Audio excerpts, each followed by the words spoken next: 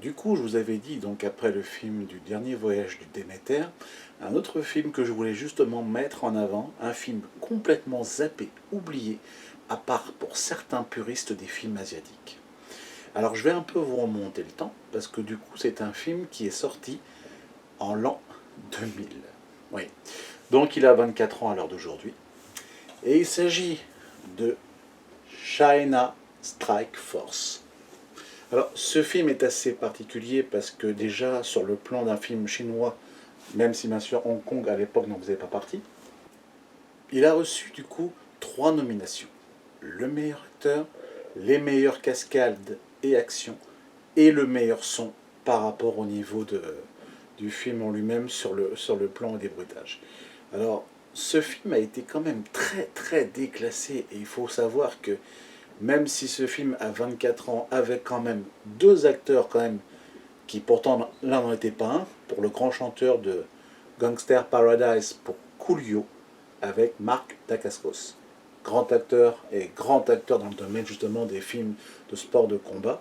C'est vrai quand même qu'il y avait quand même matière, surtout que les Hongkongais ont misé quand même sur Coolio qui était un excellent rappeur de son époque, et en tant que chanteur et acteur, moi à l'époque il m'avait tellement surpris que j'ai adhéré. Je me suis dit, le film je voulais le voir, j'ai eu l'occasion du coup de me le prendre comme tout le monde en DVD, et en vrai moi je me suis fait plaisir à l'époque. Seulement, avant que Allociné apparaisse tout ça et que les gens se disent ah, ce film là on l'a déjà vu, et j'ai regardé la gueule des critiques avec l'avis de la presse, alors on va rigoler. On est à peine à du 2 sur 5 pour la presse et on est à même pas 1,9 pour les spectateurs. Alors c'est un film quand même qui est assez court, hein, parce que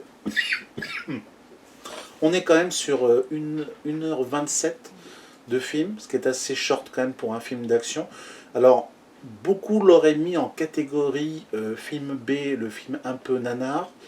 Et ben je garde quand même la catégorie classique où ce film est à la fois plaisant, à la fois par rapport donc au scénario. L'histoire en elle-même, c'est quoi par rapport à China Strike Force? Vous avez un gangster américain qui vient essayer de se mettre en affiliation avec un fils de la mafia chinoise qui est justement dans le domaine des ventes illégaux, jeux d'argent et compagnie, pour le faire passer dans la drogue. Bien évidemment, la police chinoise va essayer de le choper, en plus d'aider par une Interpol japonaise. Donc, le scénario est assez rapide, fluide, mais ce qui est très très important dans ce film, ce sont quand même les plans d'action et la manière des cascades qui sont quand même pour l'époque assez exceptionnelles. Et qu'est-ce qui m'a fait que ce film, justement, je vous le présente? Et bien déjà, pour les scènes d'action, on est quand même sur la manière de John Woo en termes de réalisation. Donc il y a quand même ce côté genre Mission Impossible 2, on est quand même sur du Expandable, c'est vraiment musclé, c'est super actif, c'est des choses qui ne se font pas, qu'on n'oserait pas le sortir à l'heure d'aujourd'hui, et pourtant, moi ça m'a marqué dans ma génération.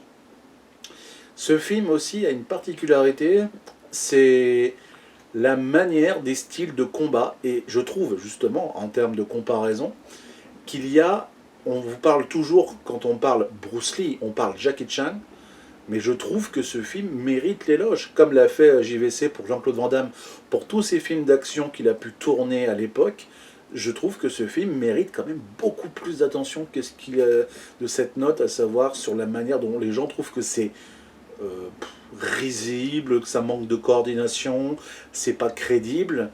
Moi, j'ai l'impression que les gens ont été très déçus en se pensant qu'ils espéraient voir beaucoup, alors qu'il y a quand même des courses folles poursuites qui se trouvent sur l'autoroute avec la moto sur le car, pareil avec l'hélicoptère, y compris quand ils arrivent sur des scènes mais vraiment assez intéressantes, y compris dans le Grand Hôtel, et surtout pour clôturer la scène qui est quand même la plus magistrale, le combat sur les baies vitrées retournées en pleine suspension sous le vide, où justement les vitres se cassent et compagnie, avec un taxi en plus qui tombe sur leur coin de leur bec.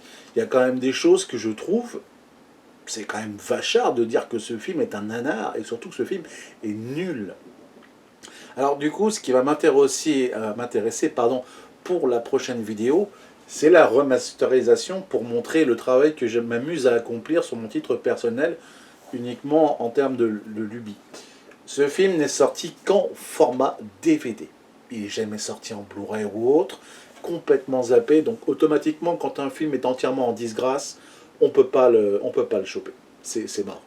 Donc c'est vrai que quand je vous avais montré pour Flic ou Rebelle, qui était sorti justement, bah, là je vais faire pareil pour vous montrer aussi justement l'avant et après. Là je vais faire une double coupure pour bien le montrer en sprite, en split partagé justement la différence, pour que vous vous en rendiez compte à peu près sur le sujet. Alors, moi je vous conseille de regarder ce film. Alors ce qui est assez intéressant, on ne peut pas le trouver en VOD, à part pour ceux qui veulent le trouver à même pas 2 € et encore sur Amazon. Mais il y a quand même aussi quelque chose qui m'a marqué. C'est, j'ai revu juste quelques extraits avant de préparer la vidéo sur la caméra. C'est que il y avait beaucoup d'humour. Et surtout pour la VF, la VFI, la version française internaise par rapport à Coolio, mais des blagues, mais à la tout va, en même temps que la VO originale, où justement le dialogiste du scénariste a mis à fond le paquet sur les vannes avec tout le reste. Et c'est un humour, et c'est ça qui justement qui fait que ce qui me plaît aussi, c'est que pendant pratiquement 50 minutes de ce film, on ne se lasse pas des répliques par rapport au niveau des deux bandits, y compris par rapport aux flics. C'est vraiment du bon film, et c'est ça qui est dommage. Parce que quand on regarde dans une bonne marmite ce qui plaît par rapport aux ingrédients qui font le plaisir d'avoir du goût, c'est que ce film, c'est pas, justement, comme je l'ai dit, un plagiat ou autre. Il y a de tout, mais il y a tout ce qui ferait un vrai succès dans les années 90 d'un film comme ça. C'est ça que je regrette énormément, c'est de penser que ceux qui ont vu ce film, peut-être pas tout le monde, je pense qu'ils mériteraient de le revoir. Alors par contre, je ne vais pas vous mentir sur un fait, c'est pas un chef-d'œuvre non plus. Et honnêtement, moi je serais sur un film plaisant, où je mettrais facilement un bon... C'est un peu comme Steven Seagal, je mets pas un genre, un 4 ou un truc par rapport à un de ces films d'action que j'aime bien. Je mettrais entre un 3 ou un 3,5. Mais pour China Strike Force, je vais mettre un 3 sur 5 sur Allociné. Je vais vraiment mettre en avant l'aspect pour bien montrer aux gens, bah, moi j'espère que ça pourra au moins vous tenter, parce que quand on dit simplement, quand on voit, je sais, les différents enfin les pseudo-moments où on voit le film, les images sont assez moches, parce que forcément l'image en 480, on va pas se mentir, il y a mieux hein, sur le plan visuel, mais non, franchement, même la bande son avec le reste, quoi, ça pète. Donc, il y aura donc un prochain film asiatique que je ferai, que je vous laisserai découvrir lors d'une prochaine vidéo qui va sortir, plus pour le courant de la semaine prochaine. Et vous aurez donc une autre vidéo qui va sortir concernant un film Disney que je souhaite défendre aussi par rapport à la critique ou autre. Je vous dis à bientôt pour une prochaine séance.